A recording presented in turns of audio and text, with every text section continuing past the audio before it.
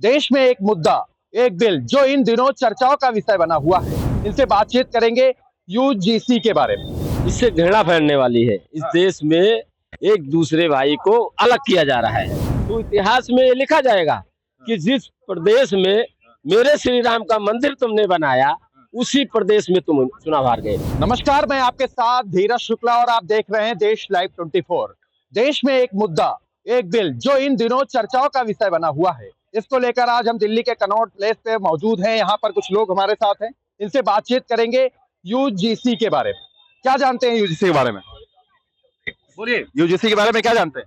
आप बताइए ना। सर यूजीसी के बारे में ये जानता हूँ कि सर मैंने ये जो लागू सरकार ने ये जो कर रखा है, ये मेरे ख्याल से सबसे बढ़िया बेस्ट चीज है, जो कि सबके लिए लागू हो रखा है। क्या लागू हो रहा है सबके लिए? क्या बेस्ट है इसमें बता दो। ये यूजीसी का मतलब ये है सर।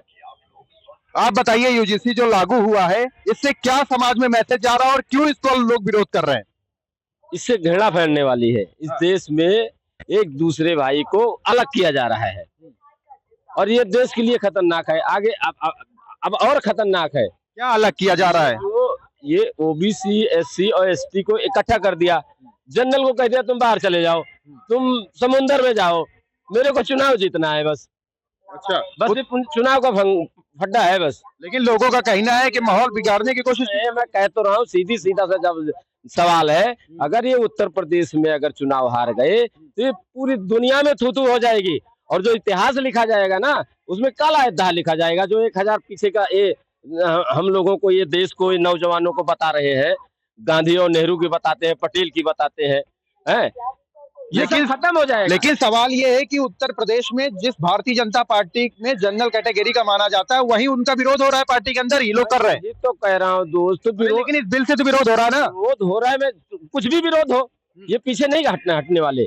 ये पीछे बिल्कुल नहीं हटने वाले। ये बिल आके ही रहेगा, क्योंकि इनको अपनी साख बचानी है, इनका अपना सनातन बचाना है।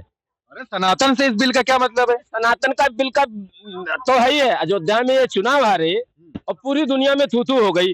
फिर मिल्कीपुर का चुनाव कितने ये बंदूक के नोक पे जीते, दिखाने के लिए कि देखो मैंने जीता। यही हुआ। तो अब अगर ये इनकी कुर्सी चली गई वहां से, तो पूरी दुनिया में थू-थू हो जाएगी। जब इतिहास लिखा जाएगा ना, तो इतिहास में ये लिखा जाएगा कि जिस प्रदेश में मेरे श्री राम का मंदिर तुमने बनाया, उसी प्रदेश में तुम चुनाव हार गए। लोगों ने हरा दिया। और किस पे हरा दिया? महंगाई पे, बेरोजगारी पे। किसान इनसे नाराज है, रेहड़ी पटरी वाला इनसे नाराज है, नौकरी पेशे वाला इनसे नाराज है। 15,000 की इस देश में नौकरी नहीं है। ये गाँव को अपने गोदी में उठा के अभी क्या कर रहे थे? गाँव को अपने गोद में उठा के घूम रहे थे। उस गांव में पानी पीने को नहीं है, अपना बिसदी का पानी पीते हैं। भैया, इनका कहना है कि ये जो बिल आया है इससे चुनाव जीता जाएगा और कुछ नहीं होगा। देखिए, भारतीय जनता पार्टी विश्व की सबसे बड़ी पार्टी होने के नाते देश के अंदर हर वर्ग के लिए काम करती है और उसी के नाम पर आज भारतीय जनता पार्टी को जनता सम्मानित जनक वोट देकर के सत्ता में लाने का काम करती है। अब से 65 साल पहले विपक्ष पार्टियों ने जो शासन किया वो भी लोगों ने देखा है। और 2014 के बाद में जो केंद्र सरकार मोदी जी की आई है, लेकिन बात मुद्दा ये नहीं है ना। मुद्दा ये है कि जिस तरीके से यूजीसी को लेकर विवाद हो रहा है, लोग विरोध कर रहे हैं इसका, और भैया का कहना है कि ये चुनाव उत्तर प्रदेश का है, इसलिए ये मामला उलझाया जा रहा है।